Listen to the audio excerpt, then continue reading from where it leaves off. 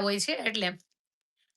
અને તમારા બધાના શું કહેવાય આશીર્વાદ અને સાથ સપોર્ટથી આજે મારું ઇન્સ્ટાગ્રામનું પેજ બી મોનિટાઈઝ થઈ ગયું છે. તો એની માટે બધાને થેન્ક યુ.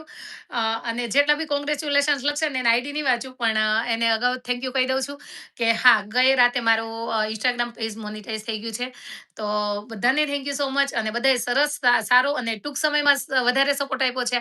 ઘણા બધા બે બે વર્ષથી બેઠા છે સોશિયલ મીડિયામાં એના કરતાં મને જોઈએ એટલો વધારે સપોર્ટ મળે છે. એની કમ્પેરિઝનમાં તો થેન્ક યુ સો મચ કે તમને બધાને હું ગમું છું.